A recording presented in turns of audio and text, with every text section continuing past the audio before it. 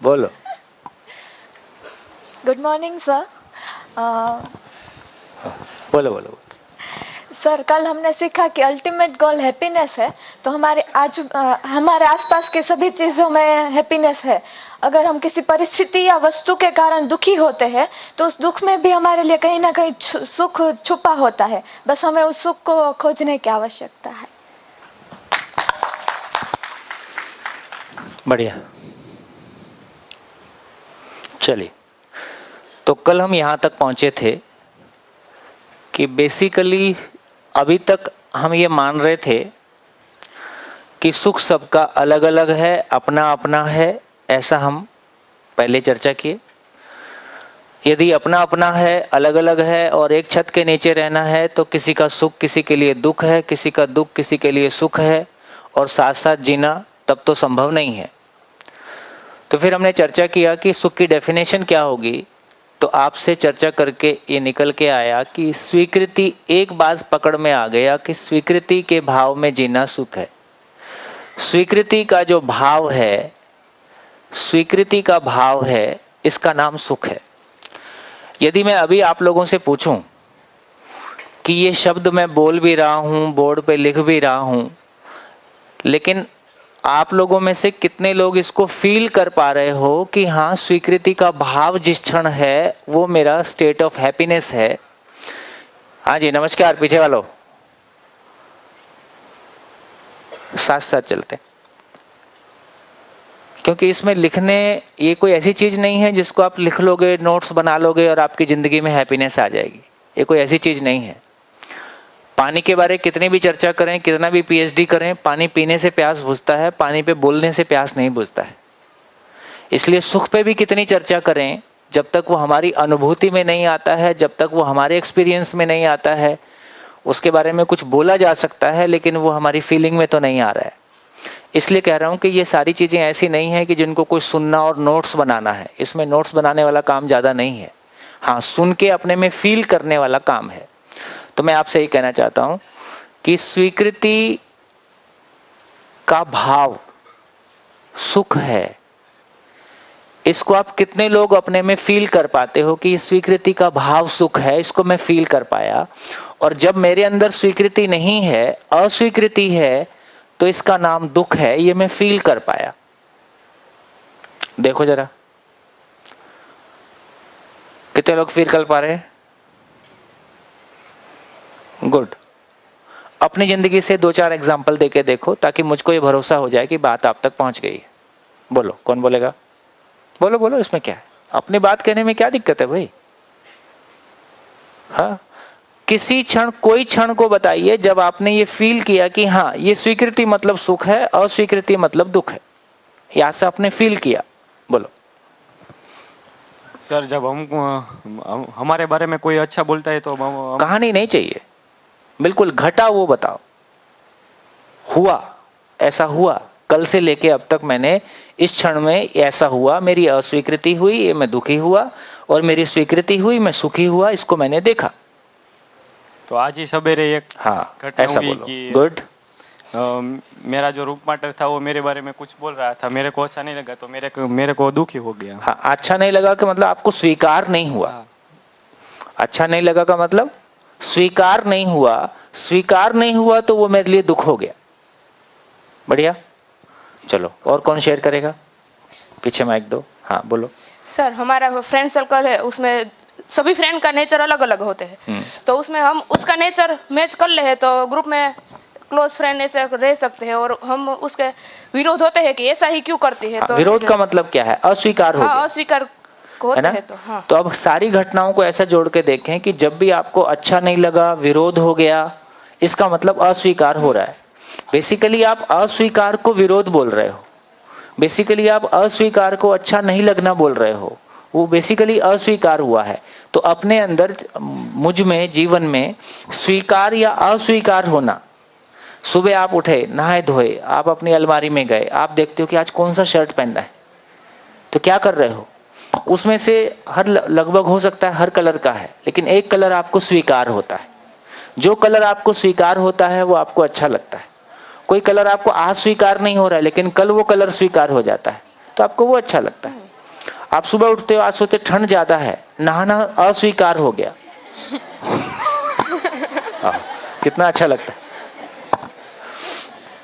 तो आज नहाना अच्छा नहीं लग रहा है, तो अब देखो, हाँ जी, तो 24 घंटे देखो, समझने की जरूरत क्या है, सुख दुख फ्रूट है कि रूट है?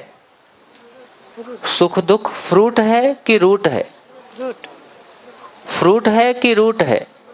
फ्रूट है। और स्वीकृति अस्वीकृति रूट है। स्वीकृति अस्वीकृति रूट है, सुख दुख फ्रूट है। एक बार रूट पकड़ में आ जाएगा तो फ्रूट पकड़ में आ जाएगा। हाँ, ताली अच्छे से बजा सकते हैं। तो हर जगह में अपने को रूट पकड़ना है। अब मेरे को ये पता है कि हाँ, कल बहुत सारे लोग थे, आज लोग कम हैं। क्यों नहीं आए भाई? पतंग उड़ा रहे। और क्या? क्यों भाई? सुख का मामला है, जिसको जहां सुख दिखाई दे रहा है उधर जाएगा। या तो कोई दबाव बहुत बड़ा हो, नहीं तो फिर आदमी जहां सुख मिलेगा वहां जाएगा। तो यदि आपको as a parent, as a person ये बात समझ में आती है, तो सामने वाला क्या कर रहा है, क्यों कर रहा है, आपको समझ में आएगा, तो आपको प्रतिक्रिया नहीं होगी। फिर उसको कैसे हैंडल करना है, उसका तरीका भी कोई निकल आएगा। तो मैक्सिमम टाइम जब भी हम रिस्पॉन्ड करते हैं, हम कॉन्फिडेंट फील करते हैं। जब भी हम चीजों को हैंडल नहीं कर पाते हैं, हम प्रतिक्रिया करते हैं, है ना, रिएक्ट करते हैं। रिएक्ट करने के क्षणों में हम खुद भी अपने आप को कमजोर महसूस करते हैं। बढ़िया। तो अपने क्या करना है, रिएक्ट करना है कि रिस्पॉन्ड करना है? तो स्वीकृति का भाव बराबर सुख। तो समझ में आया कि स्वीकृति बराबर सुख और अस्वीकृति बराबर दुख। स्वीकृति बराबर सुख, मैं कितना सुखी, हाँ जी, बोर्ड के साथ साथ चले। अब स्वीकृति बराबर सुख, मैं कितना सुखी होना चाहता हूं संडे टू संडे, निरंतर, हमेशा। यदि मैं निरंतर सुखी होना चाहता हूं, इसका मतलब है, और वो स्वीकृति बराबर सुख है, तो मैथमेटिक्स ये कहता है कि एक ही तरीका है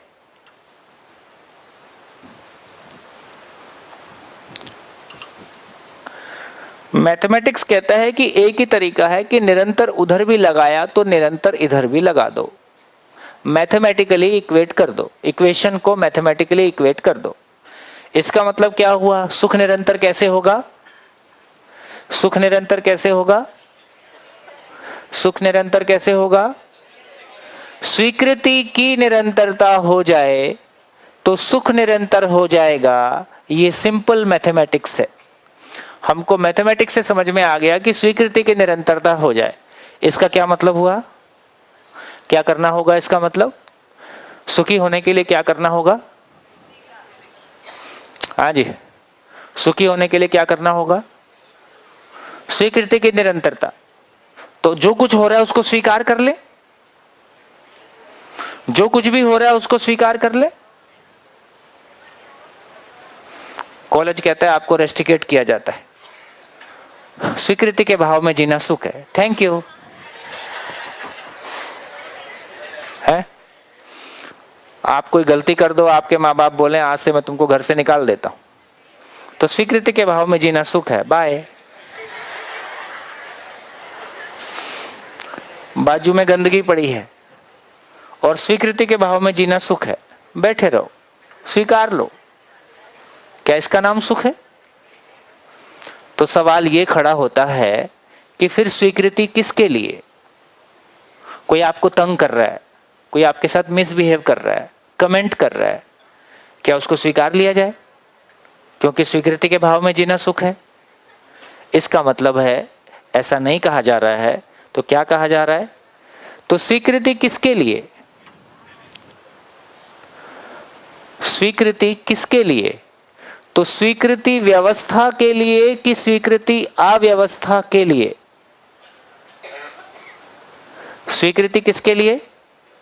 व्यवस्था के लिए। व्यवस्था के लिए स्वीकृति है तो मेरा शरीर व्यवस्थित हो जाए, इसका मतलब शरीर व्यवस्थित हो जाए, इसका मतलब मेरा शरीर व्यवस्थित रहे, इसका मतलब शरीर स्वस्थ रहे। शरीर का स्वस्थ रहना ही शरीर का व्यवस्थित होना है। मैं व्यवस्थित रहूं, इसका मतलब मैं व्यवस्थित रहूं, अव्यवस्थित नहीं हूं। मेरे व्यवस्थित होने का क्या मतलब है? मेरे व्यवस्थित होने का क्या मतलब है? माइंडसेट। माइंडसेट का व्यवस्थित होने का क्या मतलब है? भाव और विचार। मैं खुश रहूं, मैं खुश रहूं, तो मेरा खुश रहना, मेरा सुखी रहना, सुख, शांति, संतोष, आनंद, जितने भी सारे शब्द हैं सब यहीं रख लो। तो बेसिकली मैं निरंतर सुख को पा जाऊं, मैं एक स्टेट ऑफ हैप्पीनेस को पा जाऊं, ये मेरा व्यवस्थित होना है। मेरी फैमिली का व्यवस्थित होना, मेरा परिवार व्यवस्थित है, इसको कैसे पहचानूंगा? मेरा परिवार व्यवस्थित है, इसको कैसे पहचानूं? कि मेरा परिवार अव्यवस्थित है, इसको कैसे पहचानूं? कैसे पहचानेंगे? हमारा परिवार व्यवस्थित है कि अव्यवस्थित है, इसको हम कैसे पहचानें?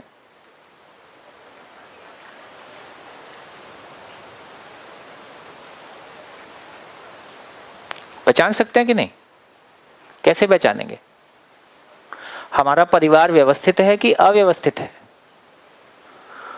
कैसे पहचानेंगे? हाँ, माइक लो फटाफट। अगर हमारे परिवार में एक दूसरे की बातों को अच्छे से स्वीकार किया जाता है और झगड़े बहुत कम होते हैं, तो ये हम कह सकते हैं कि हमारे परिवार में सुख है और एक दूसरे को स्वीकार किया जा रहा है। तो ये कहेंगे कि शिकायत और अभाव मुक्त, शिकायत और अभाव मुक्त परिवार है। यदि परिवार शिकायत और अभाव से मुक्त है तो हम कहेंगे, या दूसरी बात कहें कि यदि समझण और समृद्धि के साथ है, इसका मतलब परिवार व्यवस्थित है। यदि ऐसा नहीं है तो अव्यवस्थित है। कम अव्यवस्थित है, ज्यादा अव्यवस्थित है, ये हो ही सकता है। तो परिवार अव्यवस्थित समझ में आ गया, तो परिवार में व्यवस्था समझ में आ गई। यदि समाज व्यवस्थित है, इसका क्या मतलब है? समाज व्यवस्थित है, इसका क्या मतलब है? कैसे बोलेंगे इसको? समाज व्यवस्थित है, इसको कैसे बोलेंगे? पहचान सकते हैं कि नहीं पहचान सकते? है ना? जैसे राजकोट का समाज ज्यादा अव्यवस्थित है कि दिल्ली में? दिल्ली, ये बात तो पक्की है। देखिए, दिल्ली की स्थिति ये हो गई है कि एक माँ अपने 3 साल की बच्ची को छोड़ के बाहर ग्राउंड में खेलते हुए छोड़ के अपना काम कर ले, अभी ये संभव नहीं है। यदि उसकी 3 साल की बच्ची घर से बाहर खेल रही है तो उसको लगातार उसको देखते रहना ही पड़ेगा।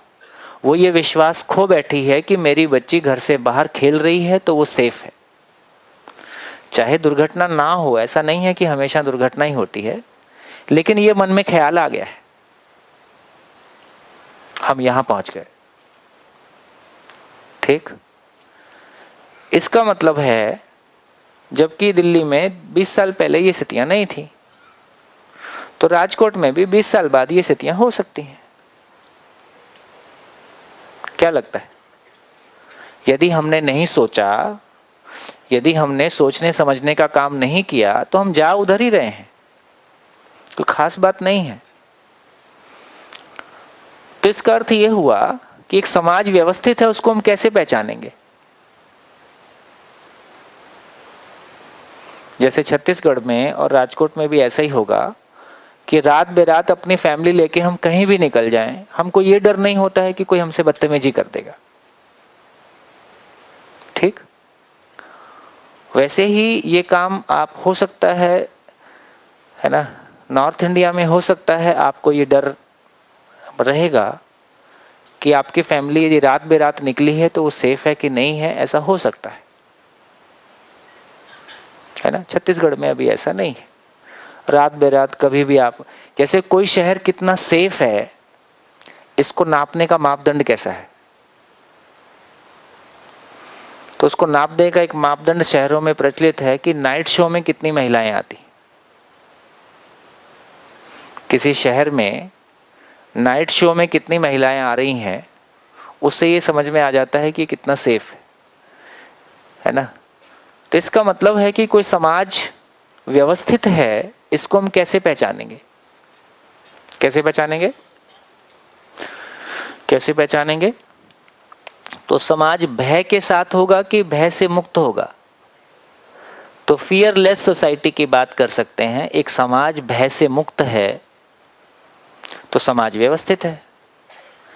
और फाइनली यदि हम प्रकृति की बात करेंगे तो प्रकृति में संतुलन हो तो प्रकृति व्यवस्थित है। इससे ज्यादा होता नहीं, ये बेसिकली मानव की ही बात है। तो यदि कुल सारी चर्चा करें तो पूरी धरती पे सभी मानव किसी परिवार में पैदा होते हैं, सारे परिवार किसी समाज का हिस्सा हैं, सारे परिवार सारे मानव सांस लेते हैं, खाते पीते हैं, जो कि नेचर में ही होता है। तो बेसिकली मानव के जीने के ये 4 फैलाव हमको दिखाई देते हैं। एक मानव है तो किसी परिवार में पैदा हुआ होगा, तो मानव समूह के रूप में किसी समाज के रूप में है, और वो जिंदा रहता है, सांस लेता है, तो नेचर के साथ ही रहता है। इस रूप में सारा फैलाव दिखाई देता है। तो स्वीकृति किसके लिए है? व्यवस्था के लिए कि अव्यवस्था के लिए? व्यवस्था के लिए स्वीकृति है।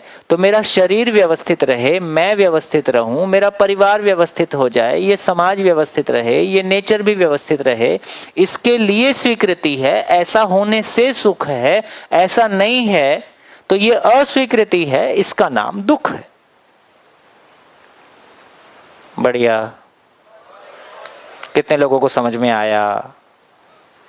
कितने लोग माइक पकड़ेंगे?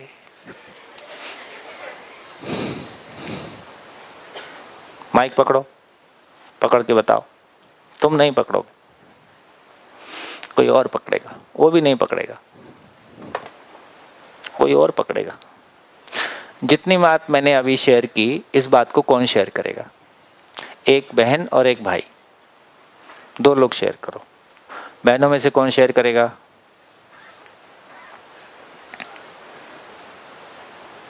तो मैं आपको समझा नहीं पाया, ये मेरी असफलता है। मैं आपको समझा पाया कि नहीं पाया? जिनको समझ में आया हाथ उठाओ।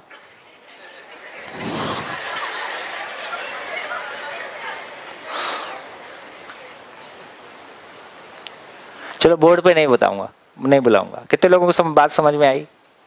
हाथ तो उठाओ। कितने लोगों को समझ में आई? एक आई। पीछे उधर एक माइक दे दो, पीछे एक माइक दे। तो ये तो अपॉर्चुनिटी है, अपॉर्चुनिटी चल के आती है, आप लेते नहीं हो। गुड। मेरा नाम फातिमा बारभाया है। मैंने ये समझा कि स्वीकृति अव्यवस्था के लिए नहीं होती, स्वीकृति व्यवस्था के लिए होती। गुड। अगर व्यवस्था नहीं होती तो स्वीकृति वह अस्वीकृति है और वह दुख है। और फॉर एग्जांपल अगर मेरे पास कुछ नहीं है, वो मैं एक्सेप्ट कर लेती हूँ, तो वो अस्वीकृति ही है। स्वीकृति मतलब मेरे पास सब कुछ है। हाँ, सब कुछ है का मतलब है कि फिर मुझको ये समझना होगा कि क्या क्या होने की जरूरत है। किसी पड़ोसी को देख के और मैंने मान लिया कि ये मेरे पास भी हो, तो ये कंफ्यूजन है ना। इसमें गुंजाइश है थोड़ी सी। कैसी गुंजाइश है? से फॉर एग्जांपल इसी हॉल में गर्मी है, लेकिन कंटेंट सही चल रहा है और आपको समझने में मजा आ रहा है, तो फिर आपका ध्यान गर्मी पे नहीं जाता है। से फॉर एग्जांपल आपको समझ क्लास में मजा नहीं आ रहा है, तो फिर आपको लगता है कि नहीं गर्मी है, तो गर्मी के प्रति अस्वीकृति हो गई। यदि कंटेंट ठीक है और आपकी बात समझ में आ रही है, तो गर्मी पे भी आपका ध्यान नहीं जाता है, और वो है भी तो भी आप उसको स्वीकार लेते हो, बोले चलेगा। तो इसका मतलब है कि मन का एक रेंज है, उस रेंज में वो तय करता है कि क्या चीज के लिए उसको स्वीकारना है, क्या चीज के लिए नहीं स्वीकारना है। कुछ चीजें ऐसी हैं जो अस्वीकार ही हैं, उसमें कोई मन की बात नहीं है। तो ये पता चलेगा कि हाँ, यदि मेरी फैमिली के साथ मेरा रिलेशन अच्छा नहीं बन रहा है, तो ये कभी भी स्वीकार नहीं हो सकता है। तो हॉल में गर्मी कम है ज्यादा है, इसको मैं ये मेरी मनस्थिति के अनुसार मैं स्वीकार कर सकता हूं, है ना। जैसे कितने लोगों ने विपश्यना साधना किया है? विपश्यना एक साधना है। कितने लोगों ने सुना है? सुना है? तो जब गर्मी में विपश्यना लोग करते हैं, कुछ सेंटर्स हैं जहाँ गर्मी में भी लोग साधना के लिए जाते हैं और कोई एसी वेसी वहाँ नहीं होते हैं। तो साधना का मतलब है कि उसमें शुरू के 3 दिन सांस पे ध्यान देते हैं, सांस आ रही है जा रही है उस पर आप ध्यान दो, फिर पूरे शरीर की संवेदना पे ध्यान देते हैं। तो अब गर्मी है तो पसीना तो आएगा। अब पसीना कमर में यहाँ से बहना शुरू करता है और आपको दिखता है अब ये नीचे सरक रहा है। वो कहता है बस इसको देखते रहो। पूरा बनियान निचोड़ोगे तो पानी ऐसा निकलेगा, इतना पसीना आएगा। लेकिन आपका मन है वो आप स्वीकार लेते हो, कोई बात नहीं बहने दो, क्या फर्क पड़ता है। और गर्मी या कुछ भी चीज, गर्मी वगैरह थोड़ी देर के लिए लगती है, थोड़ी देर के बाद जब पसीना निकलने लगता है और वो पसीना जब बाहर की गर्मी से भाप बन के उड़ने लगता है तो आपका बॉडी टेम्परेचर उसके अकॉर्डिंगली मेंटेन हो जाता है, तब वो इतना तंग नहीं करता है। शुरू में थोड़ा जाता तंग, तो अपनी मानसिकता की बात है। मैंने स्वीकार लिया तो मेरे को कोई दर्द। आपको खेलने जाना है दोपहर को जून के महीने में 2 बजे, तो आपको गर्मी नहीं लगती है और मम्मी बोले जा बेटा दूध ले आ, देख रहे हो कितनी गर्मी है ना। तो इसका मतलब है कि एक रेंज है, मन का एक रेंज है, उस रेंज में चीजें स्वीकार अस्वीकार होती हैं। लेकिन कुछ चीजें हैं वो जो हमेशा अस्वीकार होती है ना। तो इसका मतलब है कि स्वीकृति के भाव में जीना सुख है। अब सवाल इस बात का है ना, जो पीछे कहा, सवाल इस बात का है क्या अपने शरीर को स्वस्थ रखने की योग्यता, जैसे अभी अजय भाई ने कहा कि मैं फाइटर पायलट बनना चाहता हूं, सोचने से बन जाऊंगा कि उसके लिए कुछ करना पड़ेगा? कुछ करना पड़ेगा। तो मेरा शरीर स्वस्थ रहे ऐसी मेरी चाहना है, मैं खुश रहूं ऐसी मेरी चाहना है, मेरा परिवार व्यवस्थित हो ऐसी मेरी चाहना है, हमारा समाज भी बढ़िया हो ऐसी मेरी चाहना है, नेचर में बैलेंस हो ये भी मेरी चाहना है। पर ये मैं करूंगा कि मंगल ग्रह से लोग आएंगे, है ना। तो मैं करूंगा और उसके लिए मेरी योग्यता होगी तब करूंगा, है ना। तो मेरी योग्यता कैसे विकसित होगी ये बात आगे की है। तो एक बात हमारी क्लैरिटी में आई कि हाँ, स्वीकृति बराबर सुख है। स्वीकृति की निरंतरता हो जाए तो सुख की निरंतरता है। स्वीकृति व्यवस्था के लिए है और व्यवस्था का फैलाव कैसा है उसके लिए मेरी योग्यता विकसित हो जाए, इसका नाम सुख है। बढ़िया। और इसमें सबसे बड़ी योग्यता क्या चीज है? सबसे बड़ी योग्यता क्या चीज है? अक्सर लोग आपसे पूछते हैं जब कोई भी अजनबी मिलता है क्या करते हो, पूछते हैं कि नहीं? पूछते हैं। आप क्या जवाब देते हो? आप क्या जवाब देते हो? BSc microbiology, BSc mathematics. अब क्या बोलना है? बस। कोई पूछे क्या करते हो? खुश रहता हूं। अब सामने वाले की टेंशन है।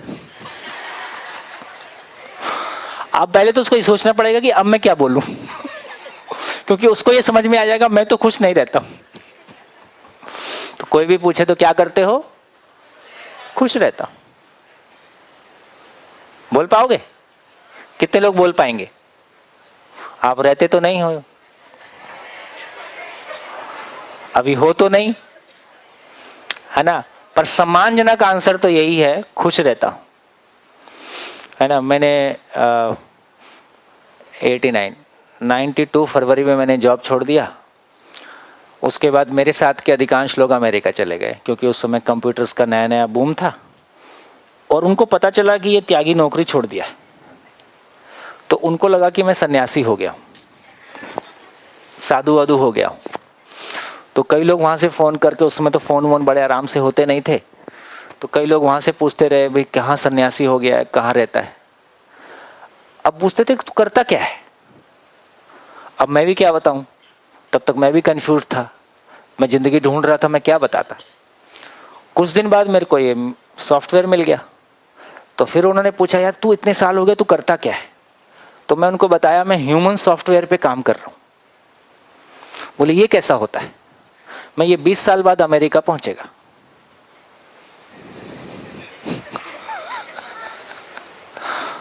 अभी कनाडा तक पहुंच गया है ना, अगले 2-5 साल में अमेरिका पहुंच जाएगा। तो ये ह्यूमन सॉफ्टवेयर है। मानव में 2 चीजें हैं, एक भाव और विचार, दूसरा उसका शरीर। जैसा मेरा भाव और विचार होता है वैसा मेरा शरीर काम करता है। तो भाव और विचार मानव में सॉफ्टवेयर है, शरीर हमारा हार्डवेयर है, ये शरीर मेल और फीमेल है, मैं मेल फीमेल हूं, अभी इस पे चर्चा करेंगे जितनी गुंजाइश मिलेगी। तो जितनी हमारी अभी तक की स्थिति बनी है उसके आधार पे हम ये समझ पाए, तो फिर सुख क्या है? सुख क्या है? अब सुख की परिभाषा क्या होगी? सुख क्या है? स्वीकृति। स्वीकृति क्या है? व्यवस्था को समझना। तो सुख क्या है? तो व्यवस्था को समझना सुख है,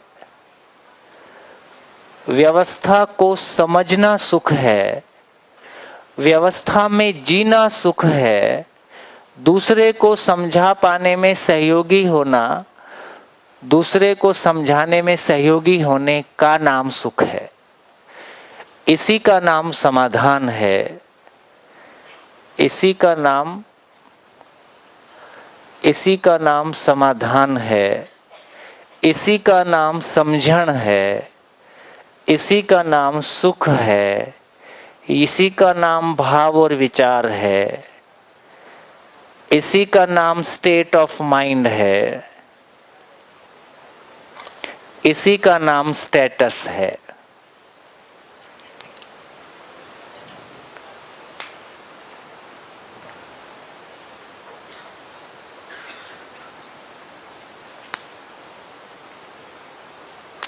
कितने लोगों तक पहुंचा? माइक नहीं दूंगा। कितने लोगों तक पहुंची ये बात? हाथ उठाओ। पहुंच रहा है कि नहीं पहुंच रहा है? कौन समझाएगा? गुड, ये है ना बात। जोरदार तालियां। देखो, ये क्लास में कैश पेमेंट का धंधा है। क्लास करते करते आपको ये सारा मेमोराइज, सारा मेमोरी में अपने आप चला जाएगा, आपके कॉन्फिडेंस लेवल अपने आप बढ़ जाएंगे। 7 दिन के अंदर अंदर, यदि जब भी हम ये पहली वर्कशॉप करते हैं तो रेजिडेंशियल वर्कशॉप करते हैं। 24 आवर्स हम एक कैंपस में रहते हैं, डे एंड नाइट साथ साथ रहते हैं, और ये 24 आवर्स चलने वाली प्रक्रिया है। 24 आवर्स डे एंड नाइट, 24/7, और 8 दिन जब इस प्रोसेस से हम गुजरते हैं तो भाई साहब 60 दिन में आपकी पर्सनैलिटी में चेंज, विजिबल चेंज आपको और आपके दोस्तों को दिखना शुरू हो जाता है ना। एक ऐसी गजब की प्रक्रिया है। बोलो सर, जैसे आपने कहा कि सुख स्वीकृति से आता है, तो कल ही एक इंसिडेंट हुआ था। एक भाई ने बोला था वो गाने को लेकर, हाँ। कि किसी का गम हम क्यों उधार लें। तो तब वो मुझे बात एक्सेप्टेबल नहीं लगी थी, क्योंकि आपने बोला था कि अगर हमें जीना है तो भाव के साथ जीना है। हाँ। लेकिन उसमें तो भाव का अभाव हुआ ना। बिल्कुल ठीक है। क्योंकि हम दूसरों के गम एक्सेप्ट करने के लिए रेडी नहीं है। हाँ। तो उस बात के लिए, और बड़ा आदमी हाँ। वही है जो दुनिया के गम एक्सेप्ट कर ले, हाँ, है तो ना। वो मुझे अस्वीकार था। बिल्कुल तो ठीक। थोड़ी देर के लिए माइंड अपसेट था, मतलब ऐसे बोल दिया सी, फिर भी लोगों ने तालियां भी बजा ली, मतलब कि सबको वो स्वीकार है। तो फिर मैंने उसके बारे में सोचा कि भाई ऐसा क्यों है। फिर मैंने अपने एक मैडम को बताया भी था कि उसने ऐसा बोला, फिर भी लोग उसे स्वीकार कर दे। तब मैडम ने मुझे कहा कि वो जो बोल रहा है वो सही है, दूसरे का गम स्वीकार कर लो, लेकिन उससे आप अपने आप को दुखी मत करो। तो सॉल्यूशन जब होगा, दूसरे के गम स्वीकार करने का मतलब है कि हमारे पास सॉल्यूशन होता है, तो उसके गम हम स्वीकार करके उसके गम को किसी अपॉर्चुनिटी में, किसी समझ में बदल देते हैं। तो तब मुझे वो बात रियलाइज हुई, बढ़िया। हाँ, कि वो जो बोल रहा है वो उस उसका तरह से- मीनिंग कुछ और तो है। तब मुझे वो बात स्वीकार लगी, तो मेरा हाँ। माइंड है जो स्टेबल हो गया। हाँ। तो जिंदगी में जो कुछ भी होता है वो इसी बीच होता है कि स्वीकृति और अस्वीकृति। बस। जब हम समझ लेते हैं, क्योंकि वो अस्वीकार पहले करते हैं, लेकिन अब जब हम समझते हैं क्योंकि उसे स्वीकार कैसे करना है, तो हम अपने आप में खुश रहेंगे। Thank you. गुड, जोरदार। और किसी का भाव उमड़ रहा हो? वो बोलते हैं खरबूजे को देख के खरबूजा रंग बदलता है, ऐसा कहावत गुजरात में चलता है? नहीं चलता है? खरबूजा समझते? नहीं समझते। खरबूजा क्या बोलते हैं? Musk melon. गुजराती में क्या बोलते हैं? इधर नहीं होता है।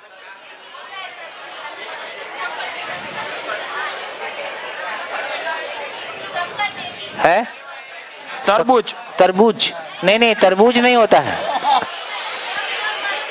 तरबूज अलग है, खरबूजा अलग है। एक शक्कर टेटी, तो शक्कर टेटी, तो नॉर्थ इंडिया में कहावत है कि खरबूजे को देखकर खरबूजा रंग बदलता है। एक खरबूजा पकना शुरू होता है तो फिर लाइन से सारे पक जाते हैं।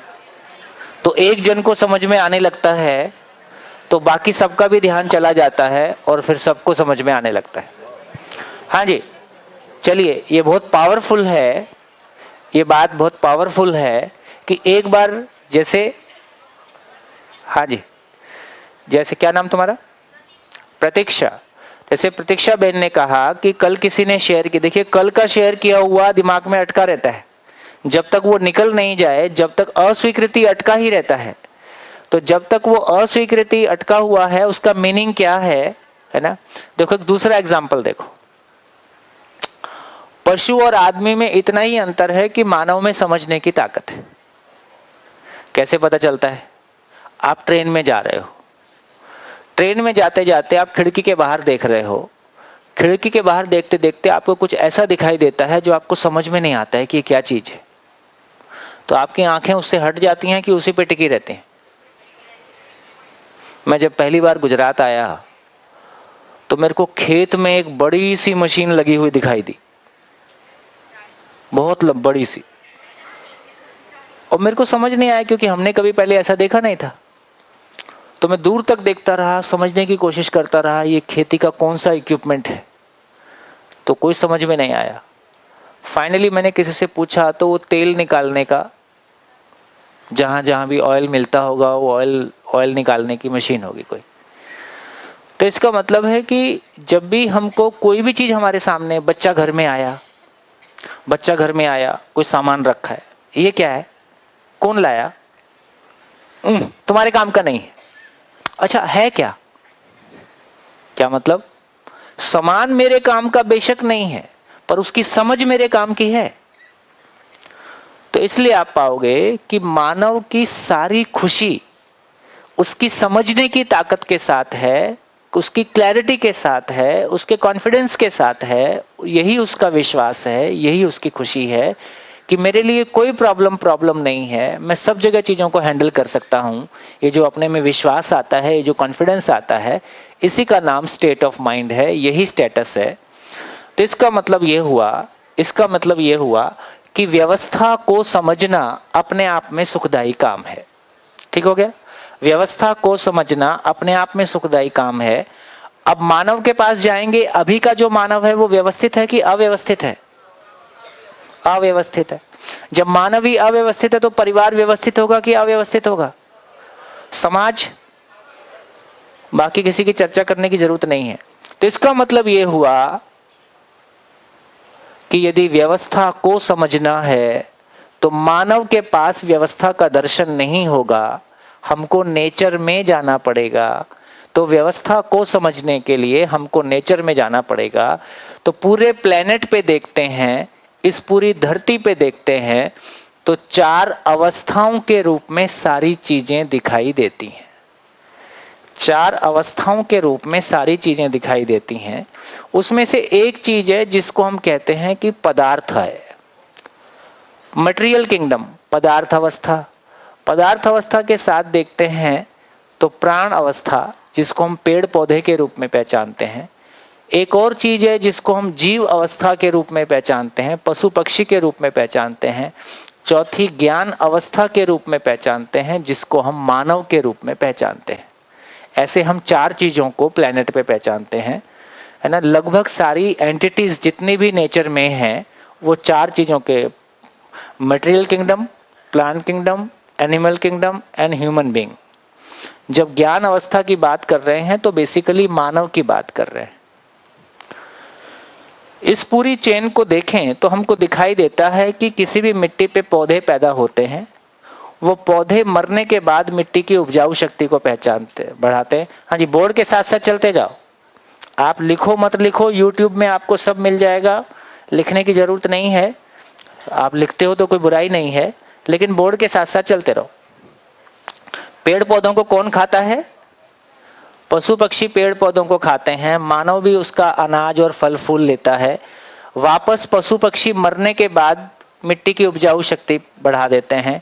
मानव भी मिट्टी की मरने के बाद उसकी उपजाऊ शक्ति का बढ़ जाती है ना। पशु पक्षी वापस इसके साथ में हार्मनी में है ना।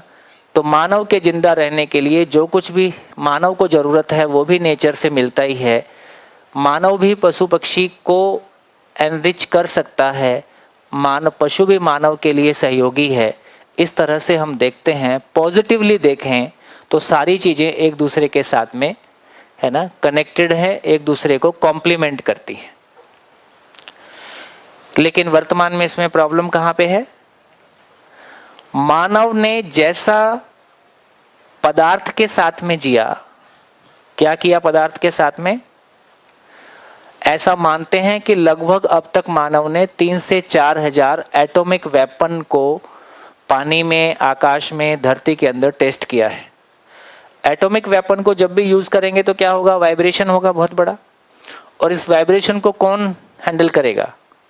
पानी में करेंगे तो भी धरती हैंडल करेगा। तो फाइनली धरती पे आने वाले तमाम तरह के बहुत सारे डिस्टरबेंस उस वजह से हैं जो हमने मिट्टी और पेड़ के साथ में डिस्टरबेंस किया। जिस तरह से हमने प्लांट्स के साथ में केमिकल, इंसेक्टिसाइड, पेस्टिसाइड यूज़ किया, उससे उधर गड़बड़ किया। जिस तरह से पशु पक्षी को मार के सबको खा पी के बराबर कर दिया। तो इन तीनों प्रॉब्लम्स को हमने एक बात में कहने की कोशिश की, GW क्या हो गया? Global warming.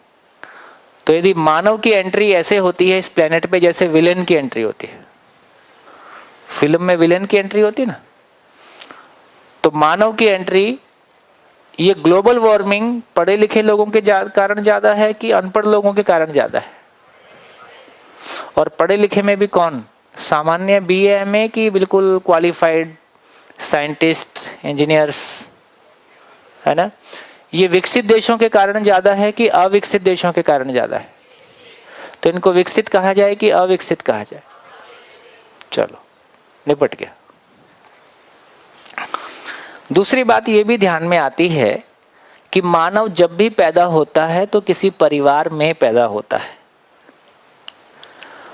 मानव जब भी पैदा होता है तो किसी परिवार में पैदा होता है। परिवार समाज के रूप में दिखाई देता है। समाज ठीक से चले इसके लिए हमने कुछ मानवकृत व्यवस्थाएं बनाई हैं, जैसे एजुकेशन सिस्टम, हेल्थ, है ना, जस्टिस, और क्या, शासन, है ना, वगैरह वगैरह। यदि इधर देखें तो ऊपर कितने क्वेश्चन मार्क हैं? ऊपर कितने क्वेश्चन मार्क हैं? 3। मानव ने मटेरियल किंगडम के साथ में गलत किया, मानव ने पेड़ पौधे के साथ में गलत जिया, मानव पशु पक्षी के साथ में गलत जिया। सबको मिला के हम एक शब्द में बोल रहे हैं, ग्लोबल वार्मिंग।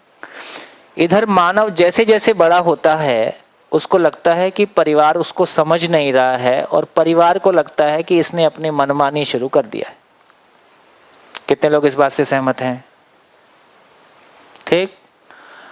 जैसे जैसे परिवार आगे बढ़ता है, किसी भी, यहाँ तो हो सकता है कुछ थोड़े आप लोग काफ़ी अच्छे लोग हो, किसी कॉलेज के बाहर खड़े हो जाएं और UG PG के स्टूडेंट से पूछें कि समाज के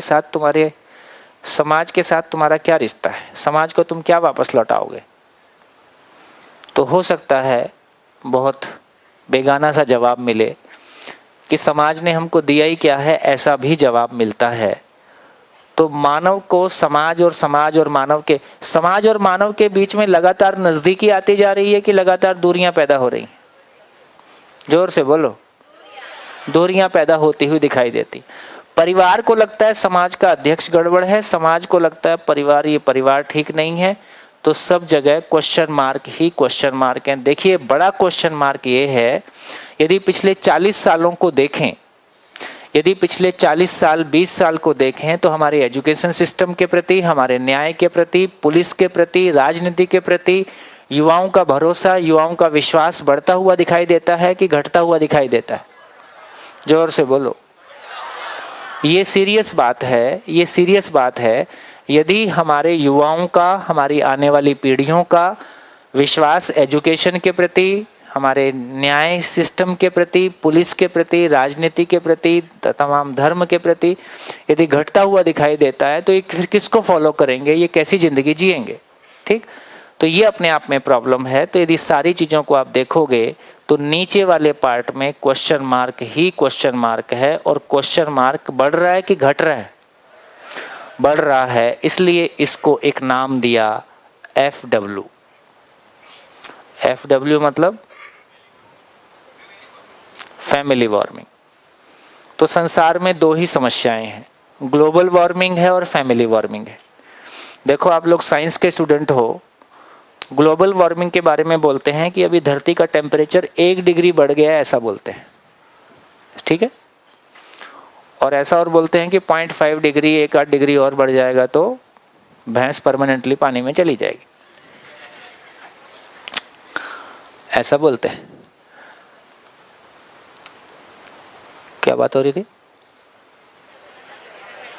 हाँ, तो आपको पता है किसी मैग्नेट को गर्म करते हैं तो क्या होता है? उसका मैग्नेटिज्म लूज होता है।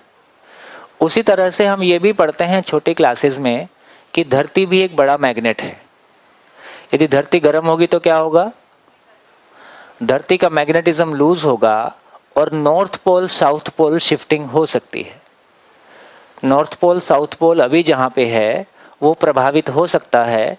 यदि नॉर्थ पोल साउथ पोल प्रभावित होता है तो धरती जैसी आज हमको दिख रही है ये ऐसी नहीं रहेगी, इसकी बहुत संभावना है, कुछ भी उथल पुथल हो सकती है। और ये धरती पे मानव जाति के रहने के लिए कितनी अनुकूलता रहेगी, कुछ भी कहना मुश्किल है।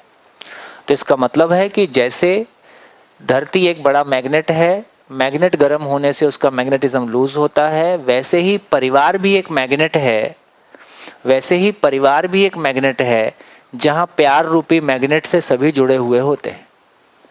यदि फैमिली वार्मिंग होगा तो इस मैग्नेट का क्या होगा? इसका भी मैग्नेटिज्म लूज होगा और परिवार में आपस में प्यार नहीं रहेगा, परिवार बिखर जाएंगे, जो कि हमको बिखरते हुए दिखाई दे रहे हैं। गुजरात में ये खुशी की बात है कि आज भी जॉइंट फैमिली बड़ी मात्रा में दिखाई देती है। लेकिन दोस्तों, मेरा डर है कि यदि ऐसे ही चलता रहा, जैसी एजुकेशन और जैसा मार्केट फोर्सेस चल रहे हैं, हो सकता है आने वाले 20 साल में गुजरात में भी जॉइंट फैमिली ट्रिमेंडसली तेज गति के साथ टूटेंगी। इस बात की भी संभावना है। कितने लोगों को ये ठीक लग रहा है? हम अपनी जॉइंट फैमिली ज़्यादा दिन बचा नहीं पाएंगे। तो ये बात भी ठीक है कि जॉइंट फैमिली अपने आप में एक बहुत बड़ा सस्पेंशन है, बहुत बड़ा सपोर्ट है, लेकिन यदि आप परिवार में समझ नहीं है तो अपने आप में झंझट भी है। तो दोस्तों, इस पूरे चार्ट से क्या निकला? व्यवस्था इसमें कहाँ दिखाई दे रही है? व्यवस्था इसमें कहाँ दिखाई दे रही है? केवल पदार्थ और प्राण के बीच दिखाई दे रही है, केवल जो नेचुरल एंटिटीज हैं उनके बीच में दिखाई दे रही है। चलो वहीं से समझना शुरू करते हैं। तो ये भी समझ में आया कि पदार्थ का आचरण निश्चित है कि अनिश्चित है? निश्चित है ना? कैसे निश्चित है? क्यों निश्चित है? पदार्थ का आचरण क्यों निश्चित है? किस आधार पे निश्चित होता है? जैसे मैं आपसे कहूं कि हम लोहे पे ज्यादा विश्वास कर पाते हैं कि आदमी पे? लोहे पे, क्योंकि लोहा जैसा है वैसे ही रहता है। वो संडे के दिन पतंग उड़ाने नहीं जाता है।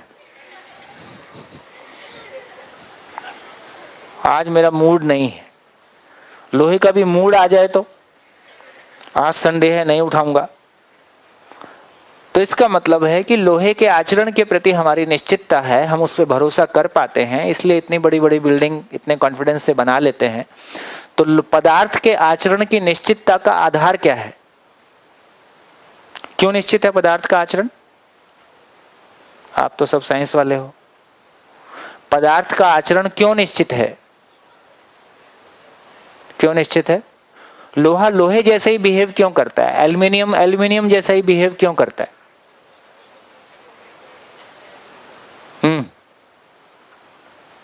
नहीं मालूम? ये नहीं बताया तो सबका एडमिशन कैंसिल। हाँ, माइक दो। लोहा लोहा जैसा बिहेव करता है, एल्युमिनियम एल्युमिनियम जैसा बिहेव करता है, वो कभी नहीं बदलता है, ऐसा क्यों?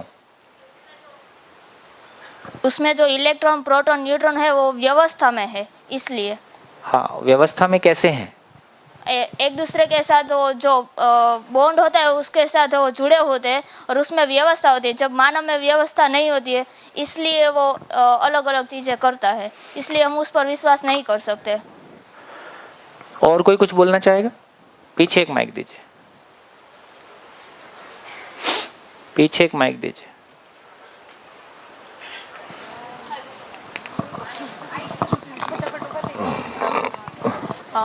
सर, जो पदार्थ है, जैसे हमने लोहे का एग्जाम्पल दिया, उसकी प्रकृति हमें भी पता है और उसकी खुद की प्रकृति तय है। जैसे उसकी तय क्यों है, यही पूछ रहा हूँ। सर, वो तय शायद इसीलिए है क्योंकि उसकी कोई समझ नहीं है, तो आप उसका एक फिक्स अच्छा, डेफिनेशन समझ नहीं है तो मानव की भी समझना हो, मानव पत्थर हो जाए तो ठीक हो जाएगा? नहीं सर, मानव एक जीवित एटम प्राणी है एटम और का किसी भी पदार्थ का आचरण तय है, वो तय क्यों होता है, कैसे होता है? सर, वो तो उसका जो नेचर है उसी वो से नेचर कैसे होता है? सर, पदार्थ का तो एक नेचर है, वो फिक्स ही रहेगा। फिक्स क्यों रहता है? सर, वो फिक्स कोई तो मैकेनिज्म होगा, कोई चीज है तो उसका उसके जो स्ट्रक्चर है हाँ। वो एक फिक्स फॉर्मेट फॉलो करता है और वो सभी जगह पे एक ही जैसा मिलेगा। स्ट्रक्चर मतलब क्या होता है? जो उसकी बनावट है, बनावट मतलब क्या होती है? उसकी बनावट मतलब हम ये कह सकते हैं कि जो चीजें जिससे वो मिलकर बना है उसमें कोई इवोल्यूशन नहीं आता। और कोई ट्राई करेगा? उधर माइक दीजिए। हाँ जी। क्योंकि सर उसका योगदान निश्चित है। योगदान? हाँ, योगदान मतलब उसका यूज एक ही है। वो यूज एक ही क्यों है, यही तो पूछ रहा हूँ। पदार्थ जिस कार्य के लिए है वह निश्चित है। वो निश्चित क्यों है, कैसे है? पति गयो। आयरन है तो आयरन में जो परमाणु क्रमांक उसका होगा उस हिसाब से उसके एटम्स होंगे, उस हिसाब से उसका परमाणु बिहेवियर नेचुरल होगा। और अगर दूसरा कोई आप तत्व लीजिए तो उसके एटम अलग होंगे, इसलिए उसका आचरण वैसा होगा। हाँ, वही उन्होंने सही बोला कि जो फोर्सेस होते हैं प्रोटॉन्स और इलेक्ट्रॉन्स के बीच में, जो उनके नंबर, उनकी अरेंजमेंट और उनके फोर्सेस, उनकी वजह से वो सेम स्ट्रक्चर होता है। सर, लोहा और जो भी निर्जीव चीजें, माइक पास रखो। लोहा और जो भी निर्जीव चीजें होती है उसके पास कार्य स्वतंत्रता नहीं होती है और मनुष्य के पास कार्य स्वतंत्रता होती है, इसलिए उसका बिहेवियर। तो यही इस मानव की गलती है, उसका कार्य स्वतंत्रता छीन लेना चाहिए। नहीं, ऐसा नहीं है, वो कार्य स्वतंत्रता है, उसका वो दुरुपयोग कर रहा है। और अरे उसका नियम है, मानव का नियम है, वही समझने की जरूरत है। नहीं तो हम ये भी बोल सकते हैं कि मानव के पास समझने की ताकत है, बस यही प्रॉब्लम है इसकी। ये प्रॉब्लम नहीं है, ये इसके लिए कोई बहुत बड़ा वरदान है, ये इसके लिए कोई बहुत बड़ा वर्च्यू है। हाँ जी, पीछे एक हाथ उठा है।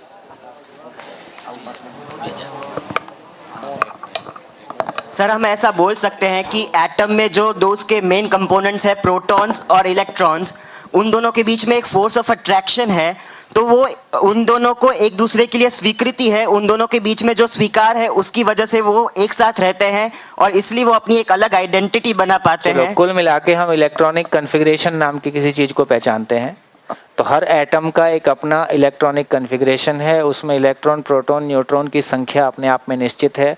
लोहे का एटम चांद पे मिलेगा तो उसका इलेक्ट्रॉनिक कॉन्फ़िगरेशन सेम रहेगा कि वहाँ कुछ अलग होगा? सेम ही रहेगा। तो बेसिकली इलेक्ट्रॉनिक कॉन्फ़िगरेशन की बात है। इसका मतलब है कि जड़ संसार में इसी को मात्रा के रूप में पहचाना गया, मास के रूप में पहचाना गया। तो बेसिकली कह रहे हैं कि पदार्थ का आचरण मात्रा विधि से निश्चित है। ठीक हो गया, ये बात बैठ गई। पदार्थ का आचरण मात्रा विधि से निश्चित है। लोहा लोहा है, एल्युमिनियम एल्युमिनियम है, क्योंकि लोहे का एटम और एल्युमिनियम के एटम का जो कॉन्फ़िगरेशन है उसमें जो इलेक्ट्रॉन, प्रोटॉन, न्यूट्रॉन की संख्या है वो फिक्स है। यदि वो संख्या बदल जाएगी तो फिर वो लोहा नहीं रहेगा, कुछ और हो जाएगा। एक बात हो गई। दूसरी बात देखें तो पेड़ पौधों को देखें तो पेड़ पौधे का आचरण निश्चित है कि अनिश्चित है? निश्चित है। नीम नीम है, आम आम है, बेल बेल है। इसका आचरण कैसे निश्चित है? इसका आचरण कैसे निश्चित है? बायो वाले। इसका आचरण कैसे निश्चित है?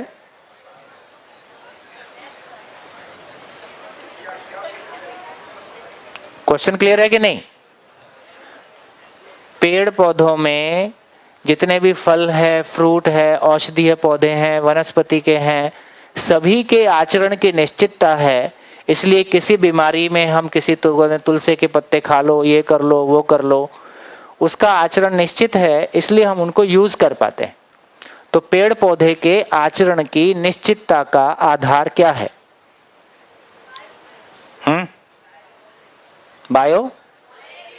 बायोमॉलिक्यूल्स।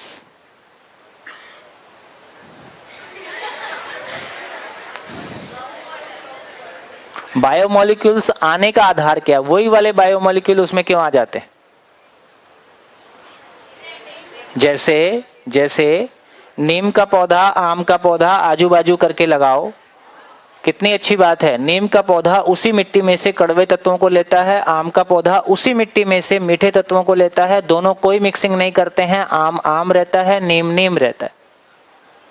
कैसे हो पाता है? तो बेसिकली बीज विधि से जैसा बीज वैसा पेड़ वैसा फल, वही बीज वही पेड़ वही फल।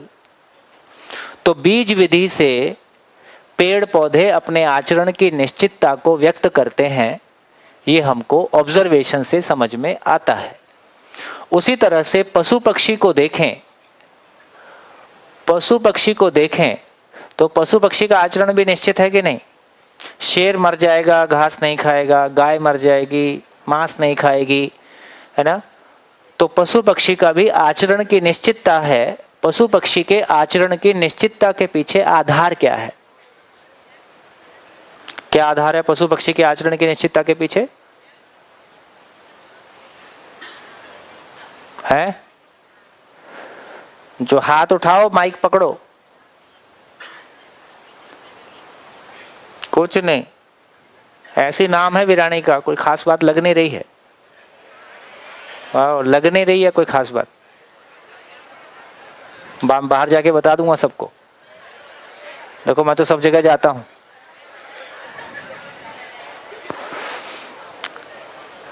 तो पशु पक्षी को देखें तो वंश विधि से उसका आचरण की निश्चितता है ना? शेर का बच्चा शेर ही होगा, बकरी का बच्चा बकरी होगा, है ना? इसमें कभी कोई प्रॉब्लम नहीं आएगी, कभी कोई चेंज नहीं आएगा। शेर का बच्चा शेर जैसा बिहेव करेगा, बकरी का बच्चा बकरी के जैसा बिहेव करेगा। अमेरिका में पैदा हो जाए तो भी, अर्जेंटीना में हो जाए तो भी, अफ्रीका में हो जाए तो भी, और नेपाल में हो जाए तो भी। इससे ये हमको समझ में आता है कि पदार्थ मटेरियल किंगडम एटम विधि से, मात्रा विधि से अपने आचरण की निश्चितता को व्यक्त करता है। पेड़ पौधे बीज विधि से अपने आचरण की निश्चितता को व्यक्त करते हैं। पशु पक्षी वंश विधि से अपने आचरण की निश्चितता को व्यक्त करते हैं। और ये मानव का क्या करें? मानव का आचरण कैसा है? मानव का आचरण कैसा है? और जितना पढ़ा उससे निश्चित हुआ कि और अनिश्चित हुआ? और अनिश्चित हुआ। तो सारी पढ़ाई लिखाई करके हमारे आचरण में निश्चितता नहीं आई, है ना? पढ़े लिखे आदमी पे भरोसा कर लें, ऐसी भी स्थिति नहीं है। डॉक्टर किडनी निकाल के बेच देगा, इंजीनियर पुल बेच देगा, आईएएस पूरा देश बेच देगा, है ना? मंत्री जी तो पूरा देश बेचने के लिए तैयार नहीं है ना? तो हम कहीं नहीं पहुंचे बेटा, दुखद है। किसी ने, मैं 25 साल पहले रायपुर चला गया था, मैंने आपको बताया, मैं बस्तर चला गया था। वहाँ लोगों ने मेरे को बताया कि जब किसी ने पहली बार यहाँ 10th बोर्ड पास किया था तो उसको हाथी पे बिठा के पूरे शहर में घुमाया था कि 10th पास किया। ऐसा पुराने लोग बताते हैं। आपको याद होगा एजुकेशन की बड़ी इज्जत हुआ करती थी। हमारे घरों में हमारे पिताजी लोगों के फोटो डिग्री लेके ऐसे देखे कभी? आपने नहीं देखे होंगे, आपके फादर लोगों ने देखे होंगे। पहले डिग्री करके वो टोपी लगाते थे, वो जो यूनिवर्सिटी में सेरेमनी होती है ना, उसमें फिर उसकी फोटो खिंचा के ऐसे डिग्री पकड़ के और फोटो फ्रेम करा के घर में लगाते थे। तो ऐसे लगता था कोई बड़ी चीज हाथ में आ गई। अभी वो डिग्री किस कोने में पड़ी रहती है पता ही नहीं चलता है। आधे लोग तो कॉलेज बीच में छोड़ देते हैं, उनको समझ में आ जाता है यार कुछ मिल नहीं रहा है। ऐसे भी लोगों की कमी नहीं है देश में। तो इसका मतलब है कि जिस एजुकेशन को हमने बहुत बड़ा माना था वो उतना बड़ा नहीं निकला। इसलिए आपकी जिम्मेदारी है, कल को जिंदगी आपको फेस करनी है, तो आपकी जिम्मेदारी है कि जब जिंदगी फेस करने का मौका आए तो उसके पहले आपकी जिंदगी की तैयारी हो जाए। कहाँ से करना है, कैसे करना है, ये आपकी जिम्मेदारी। नहीं करोगे तो झेलोगे, ये आपकी जिम्मेदारी। नहीं झेल पाओगे तो घर में पंखा होता ही है, उसका सदुपयोग करें।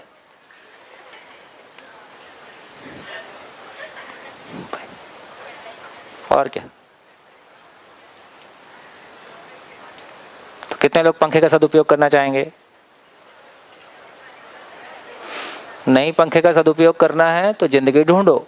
आपकी जरूरत है, फेस आपको करना है। आप कल के माँ बाप हो, कल को अपने परिवार चलाने की जिम्मेदारी आपके ऊपर आएगी, वो आपकी जरूरत है। तो देखो एक अच्छी बात यह है, मानव के अलावा जितनी भी एंटिटीज हैं उनके आकार को देखकर हम आचरण को पहचान लेते हैं। पीछे वालों शांति, ये बात समझ में आई? फिर से बोलता हूं, मानव को छोड़कर जितनी भी एंटिटीज हैं उसमें हर एंटिटी के आकार को देखकर हम उसके आचरण को पहचान लेते हैं। कैसे? शेर को देख के पहचान लेते हैं ना कि शेर ऐसे दूर रहना है कि पास जाना है। नीम को देख के पहचान लेते हैं, नीम के पत्ते को देख के पहचान लेते हैं कि ये नीम होता है। आम के पत्ते को देख के पहचान लेते हैं कि आम होता है। आम एक ऐसी चीज है जिसकी 2000 वैरायटी भारत में है, और भी कम ज्यादा हो सकती है। लेकिन वैरायटी लोग कैसे पहचानते हैं? वो पत्ते की शक्ल देख के पहचान लेते हैं, ये दशहरी है। इधर वो चलता है केसर, है ना, मुंबई की तरफ वो हाफूज वगैरह चलता है ना। लोग जो एक्सपर्ट है वो पत्ता देख के पहचान लेता है कि ये कौन सा आम होता है। तो इसका मतलब है मानव के अलावा जितनी भी एंटिटीज हैं उनके आकार को देखकर उसके आचरण को हम पहचान लेते हैं कि बिच्छू है तो क्या करेगा, सांप है तो क्या करेगा, आम है तो क्या करेगा, नीम है तो क्या करेगा। लेकिन मानव को देख के, आकार को देख के हम मानव है ये पहचान पाते हैं कि नहीं? मानव को देखकर मानव है ये पहचान में आ जाता है कि नहीं? भैंस नहीं है मानव है, ये तो पहचान में आता है। तो मानव को देखकर हम ये तो पहचान लेते हैं ये मानव है, पर आचरण किसका होगा ये पहचान पाते हैं? ये नहीं पहचान पाते। वो बिच्छू का आचरण कर सकता है, वो हाथी का कर सकता है, वो शेर का कर सकता है ना। तो ये भी एक सोचने लायक बात है। मैं आपसे पूछूं कि हम आकार से मानव हैं कि आचरण से मानव हैं? बस जोर से बोलो। हम आकार से मानव हैं, आचरण से मानव हो जाएं, ये शिक्षा की सफलता है, ये माँ बाप की सफलता है। इतना ही काम है। हम आकार से मानव हैं का मतलब है कि हमारा शरीर आकार से मानव का शरीर है, ये पहचान में आ जाता है। तो देखो मानव का शरीर वंश परंपरा है कि नहीं है? अभी क्या बोलते हैं, शादी क्यों करना है? बोले वंश परंपरा चलाना है। और लाल किला बनाया ना, उसको कौन देखेगा? तो इसका मतलब है कि मानव में शरीर वंश परंपरा है। जहां तक नेचर का काम है वहां तक कोई गलती नहीं है। आप देख लीजिए कि मानव से मानव का शरीर ही पैदा होता है, शरीर में कोई कमी नहीं है, सभी शरीर एक जैसे हैं। मेल और फीमेल दोनों शरीर समझने के लिए समान रूप से सक्षम साधन है, शरीर पर्याप्त है। गैप कहां पे है? गैप कहां पे है? कमी क्या चीज की है? आचरण। आचरण मतलब कमी क्या चीज की है? भाव और विचार। तो भाव और विचार पे हमारा अधिकार नहीं बना। तो ये समझ में आया कि मानव में जेनेटिक्स क्या है। मानव में जेनेटिक्स शरीर के साथ काम करता है कि भाव और विचार के साथ काम करता है? बायोमेडिकल। मानव में जेनेटिक्स शरीर के साथ काम करता है कि भाव और विचार के साथ काम करता है? मानव में शरीर के साथ जेनेटिक्स काम करता है। इससे यह समझ में आता है कि माँ बाप का रंग रूप रोग बच्चे में आएगा, शरीर में आएगा, लेकिन माँ बाप का भाव और विचार, तो संत का बेटा डाकू हो ही सकता है और डाकू का बेटा संत हो ही सकता है, ये देखने में आता ही है। इसलिए ये भी समझ में आता है, क्या क्लोनिंग मानव में सफल होगा? क्लोनिंग क्यों करते हैं हम मानव में? हम क्लोनिंग समझते हो कि नहीं? तो क्लोनिंग क्यों करना चाहते हैं हम? क्लोनिंग क्यों करना चाहते हैं मानव में? कौन बताएगा? माइक पकड़ो। मानव में हम क्लोनिंग क्यों करना चाहते हैं? माइक दो इधर, हाथ उठाओ ठीक से। इसने, हाँ बेटा ले माइक ले। गुड। क्या क्वेश्चन है कि हम मानव में क्लोनिंग क्यों करना चाहते हैं? दो कैरेक्टर होते हैं वो अच्छे वाले, वो एक में आ जाए। कोई ऐसा व्यवहारिक रूप में बोल के बताओ, हम बेसिकली क्यों मानव में हम क्लोनिंग क्यों करना चाहते हैं? उसकी प्रैक्टिकल एप्लीकेशन क्या होगी? मानव में तो नहीं हो सकता ना सर। कर रहे कि नहीं कर रहे? नहीं, प्लांट में और एनिमल्स में। नहीं, इंटरनेशनली रिसर्च मानव पे क्लोनिंग पे हो रहा है कि नहीं हो रहा है? हो रहा है ना? तो क्यों करना चाहते हैं वो लोग? साइकोलॉजिकल। क्या साइकोलॉजिकल? प्रैक्टिकली बोल के बताओ ना, जो आम आदमी को समझ में आ जाए। हम लोग तो क्या सामान्य लोग हैं। एक आम आदमी को तुमको समझाना है कि आजकल साइंस में बहुत सारे लोग मानव की क्लोनिंग करना चाह रहे हैं, तो मानव की क्लोनिंग वो क्यों करना चाहते हैं? सर वो एग्जैक्टली सेम कॉपी जो पेरेंट की होती है और उनके कैरेक्टर्स वो ऑफस्प्रिंग में ला सके, इसलिए। तो इसका प्रैक्टिकल एप्लीकेशन क्या होगा? इसका फायदा क्या होगा हमको? मतलब ऐसे हम देखें तो जो बिहेवियर होगा वो तो क्लोनिंग से भी नहीं आएगा, तो सिर्फ जो स्ट्रक्चर होगा उसका ही हम क्लोनिंग कर सकते हैं। तो समझाओ फिर इनको, इतने सारे लोग मेहनत कर रहे हैं, वर्ल्ड का इतना सारा रिसोर्स उसमें मिसयूज कर रहे हैं। देखिए, क्लोनिंग की प्रैक्टिकल एप्लीकेशन इतना ही है कि हम विवेकानंद मल्टीप्लाई कर सकें, हम आइंस्टीन मल्टीप्लाई कर सकें, या हम लादेन मल्टीप्लाई कर सकें। यदि टेक्नोलॉजी मिल गई तो हम लादेन मल्टीप्लाई करेंगे। लादेन जिसको करना होगा वो लादेन मल्टीप्लाई करेगा, जिसको आइंस्टीन मल्टीप्लाई करना होगा वो आइंस्टीन मल्टीप्लाई करेगा, जिसको विवेकानंद मल्टीप्लाई करना होगा विवेकानंद मल्टीप्लाई करेगा। लेकिन अभी क्या समझ में आता है? आइंस्टीन, विवेकानंद और लादेन भाव और विचार है कि शरीर है? अरे आइंस्टीन जो चीज है, वो जो रिसर्च है, रिसर्च माइंडसेट है, हम क्या बोलते हैं? रिसर्च माइंडसेट है। तो रिसर्च शरीर करता है कि भाव और विचार करता है? तो क्लोनिंग से हम शरीर मल्टीप्लाई करेंगे कि भाव और विचार मल्टीप्लाई करेंगे? शरीर मल्टीप्लाई करेंगे। इसलिए अब ये समझ में आया कि मानव में क्लोनिंग सफल नहीं हो सकता, क्योंकि भाव और विचार बेसिकली सेल्स नहीं है। भाव और विचार बेसिकली सेल्स नहीं है ना? भाव और विचार कोई और तरह की चीज है, उसको समझेंगे धीरे धीरे।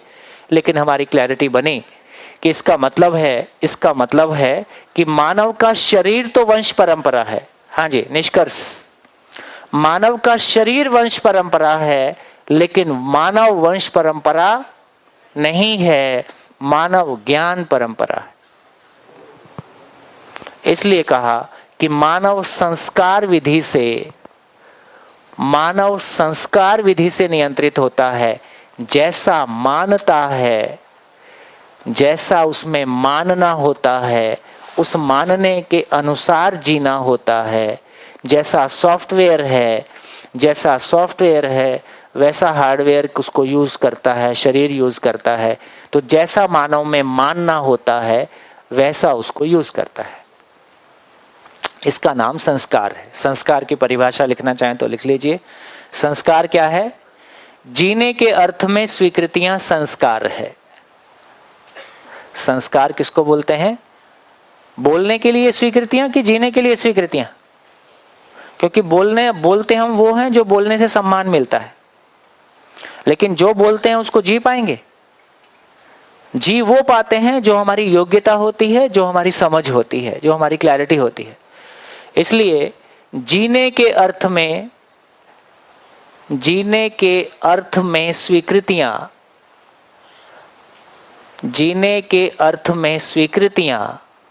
जो मैं जी पाया, तो बेसिकली आचरण ही संस्कार है। जीने के अर्थ में स्वीकृतियां ही संस्कार है।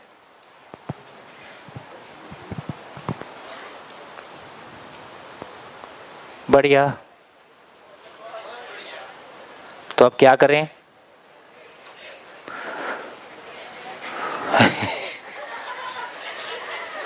हाँ, सीपीयू गर्म हो जाता है ना समझते समझते। जितनी मैंने सुबह से अभी तक चर्चा करी, ये कितने लोगों तक पहुंच पाई? एक बार हाथ खड़ा करके मेरे को बताओ। गुड, पहुंच रही ना? कैसा लग रहा है? मुश्किल लग रहा है कि आसान लग रहा है? कैसा लग रहा है? आसान लग रहा है? चलो, कोई बोल के बताएगा? जितना मैंने सुबह से अभी तक बोला, आप तक क्या पहुंचा? कोई एक जन बोलेगा? कोई भी एक जन, दो को छोड़ के, कोई भी बहन?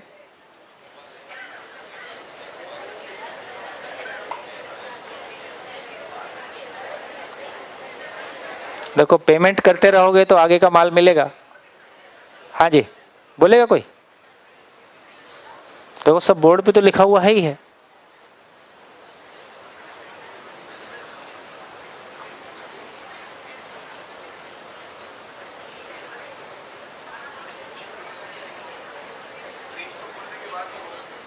मैं अभी ना उम्मीद नहीं हूं।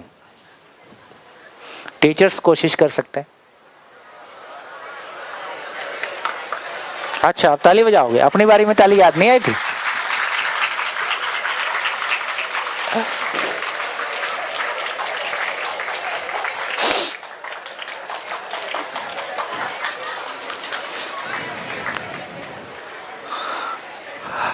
देखो, जब कोई आके बोलोगे तो ही मैं ब्रेक करूंगा। मैं भी बैठा हूं, आप भी बैठे रहो।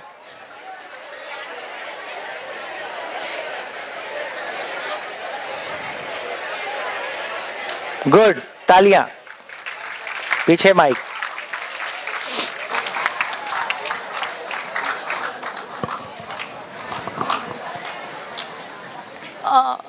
हमारे समाज में 4 अवस्था है। प्राण अवस्था, जीव अवस्था, ज्ञान अवस्था और पदार्थ अवस्था। चारों एक दूसरे के साथ हार्मनी में है। मतलब जितनी ज़रूरत एक को दूसरे की है जीने में, उतनी ज़रूरत दूसरे को पहले के साथ जीने में है। गुड, अच्छा, एक डायमेंशन बोला, अच्छी बात है। और कोई डायमेंशन किसी और को लगता है कि हाँ, एक लाइन, 2 लाइन मैं बोल सकता हूँ?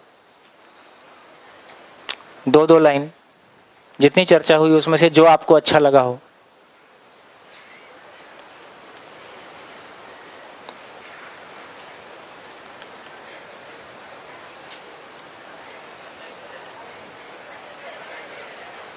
हाँ जी, गुड।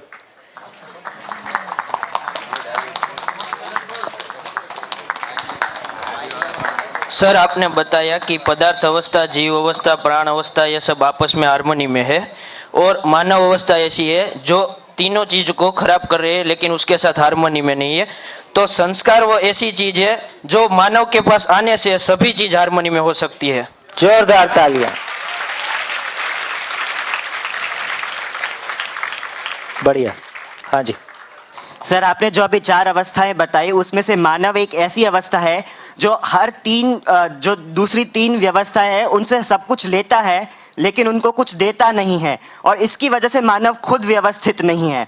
और दूसरी बात ये जो आपने आचरण की बात की, हर चीज़ का अपना एक आकार है, उसका एक अपना अलग आचरण है, लेकिन मानव ऐसा है कि अगर कोई 2 इंसान खड़े हैं तो उसको हम वैसे पहचान सकते हैं आकार से कि वो मानव है, लेकिन उसका आचरण खुद भी कुछ भी हो सकता है। इसलिए तो हम किसी को गधा बोलते हैं, किसी को बंदर बोलते हैं, किसी को कुत्ता बोलते हैं, क्योंकि उसका आचरण उन लोगों जैसा है लेकिन आकार मानव जैसा है।